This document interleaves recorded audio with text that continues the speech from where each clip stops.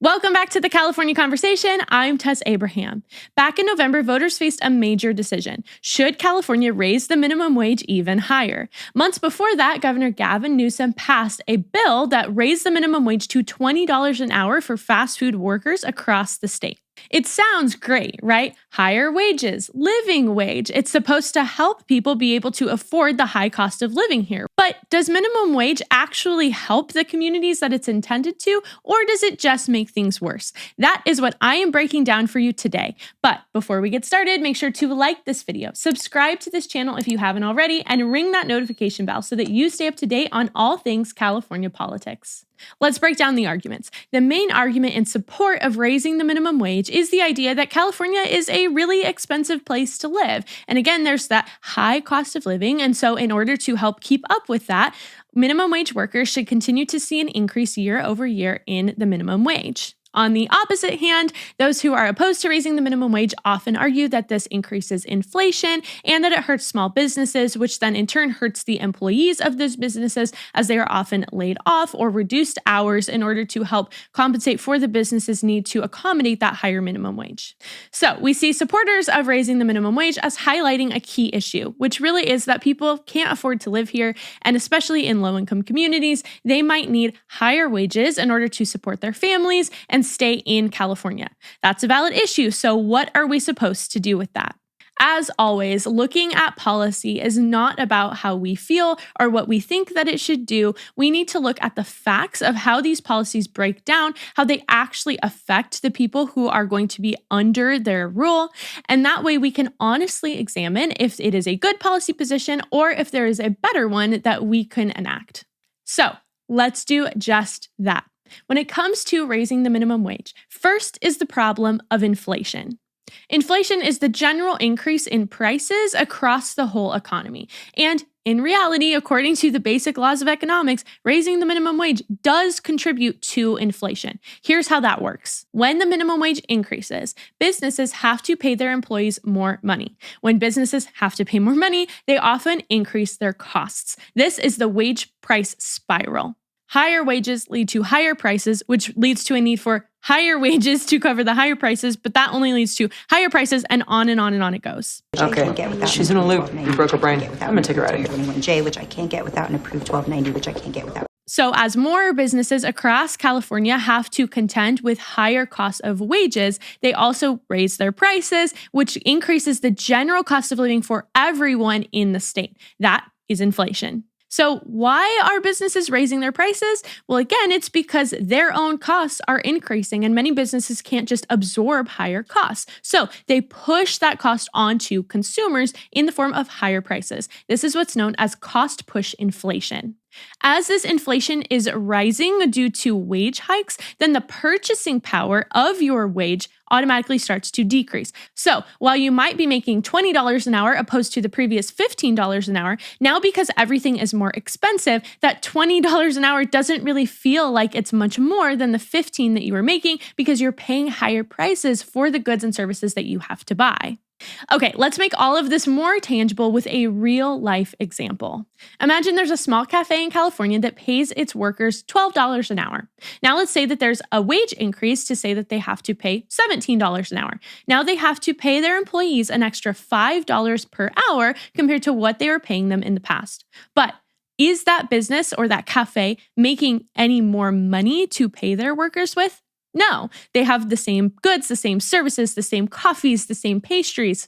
And so unless they can increase their business to be making a lot more money, they have to come up with other ways to be able to bring in the revenue and the profit needed in order to cover that additional $5 an hour compared to what they were paying before.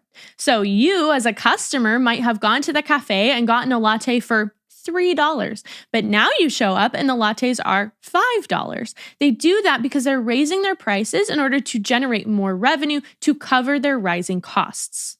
Plus, then there's some other effects that come downstream from that as well. If the business owner can't raise their prices sufficient to cover the new costs of the wage hike, then they also might have to lay off employees. They might have to reduce hours. They might have to cut benefits. And so if you are a worker at that cafe, you might not get your full 40 hours of working there a week because they just cannot afford to pay you for all of that time. So now they may ask that you take a reduced shift, and maybe they even close their cafe a few hours earlier in the day because they just can't afford the workers for the full length of time. If all businesses in the area are affected by that same wage increase from $12 to $17 per hour, then you're going to start seeing the prices of everything across the board rise. That is how inflation is affected by a rise in the minimum wage. I think I'll pass. Okay, all right.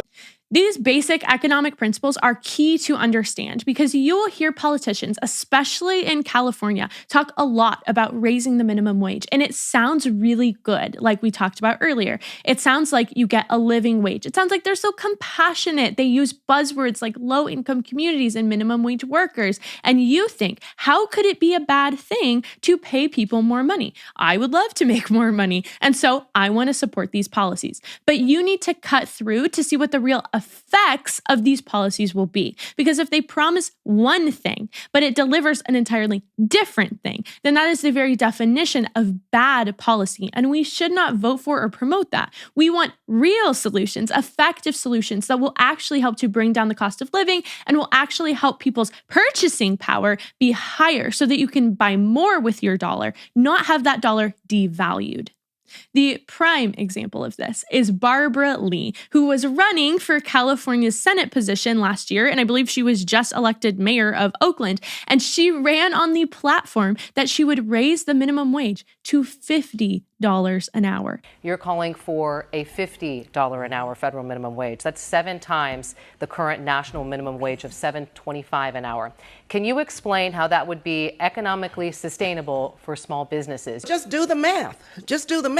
Imagine minimum wage workers making $50 an hour. Most professionals don't make $50 an hour. That is insane. That would push inflation so high across our state, and it would just continue the spiral that we have been talking about. It would not actually solve the problems that she's correctly identifying, namely being high cost of living. The reality is those effects are going to happen whether we acknowledge them or not. So we can just not acknowledge them and say that raising the minimum wage is a great idea and it's just and fair and equitable for all, but then continue to be pushed into this spiral. Or we can acknowledge it up front and say that is not going to solve the problem, and we can try to choose a more effective solution to save us time and money in the long run. But while our leaders in government are proposing solutions that will never deliver on the promises that they are making, there is one brand that delivers on all of its promises, and that is Curie deodorant.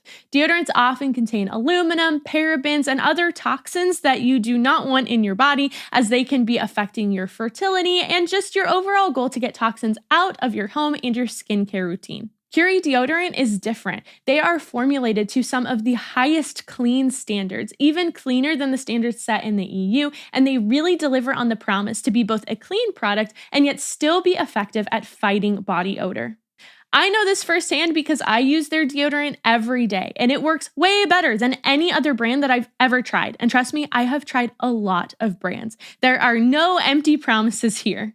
They have so much more than just deodorant too. They have hair oil, they have body wash, they have soap bars. So you should go check them out, and you should use my discount code CurieTessAbraham to get 10% off. Personally, my favorite is the warm vanilla scented deodorant, and it keeps me smelling good and feeling fresh all day long. So go check them out. Click the link below or use my discount code CurieTessAbraham. That's CURIE TessAbraham at checkout to get 10% off and to support the show. So that's inflation, but inflation is only one part of how raising the minimum wage actually affects the people who are under its jurisdiction, because raising the minimum wage also affects employers and employees, especially those of small businesses. We don't have to guess at how businesses are affected by a rise in the minimum wage because we have watched it happen in real time. Like I mentioned earlier, just last year, there was an assembly bill that was passed that raised the minimum wage for fast food workers across California to $20 per hour. The fallout from that has just been So ridiculous and also frustrating because it's so predictable. For example, if you know Rubio's Baja Grill, this is a great little restaurant that I actually grew up going to with my family every Sunday after church. I love their fish tacos, but that's beside the point. They had to close just under half of all of their locations across California, a whopping 48 locations specifically because of the increase in their operating costs. All of those closures resulted in at least 1,200 job losses. I feel ill a little bit. But that's not all. We've seen other restaurant chains that maybe they didn't have to close a lot of their locations, but they increased their prices. For example, Burger King increased several menu items by anywhere from 25 cents to $4, an increase of 12 to as much as 53% in their prices. Even In-N-Out, which is known for its ridiculously cheap prices, increased the cost of its burgers by 25 cents.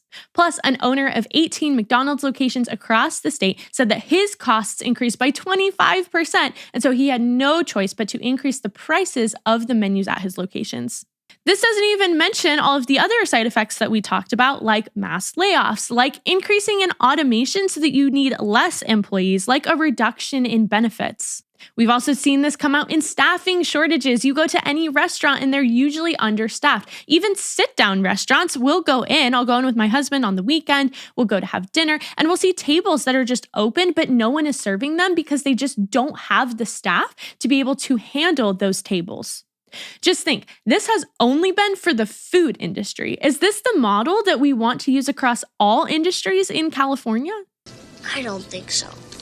At the end of the day, proponents of raising the minimum wage make the massive assumption that businesses can just absorb these costs. They can just absorb in the higher cost of labor that comes with a wage increase. But that's not true, especially for small businesses. Most small businesses and business franchises do not operate with a large profit margins. They have small margins, which means that a massive increase in labor, a 25% increase in their operating costs, is substantial. And it does mean that they are going to have to affect either what they're charging to consumers or how they are handling their employee benefits, staffing, all of the things we discussed. Trying to sustain your business is not greedy. That's often what we hear, is that businesses are just greedy. It's corporate greed. That's what's holding the employee down. That's what's preventing them from raising the wages.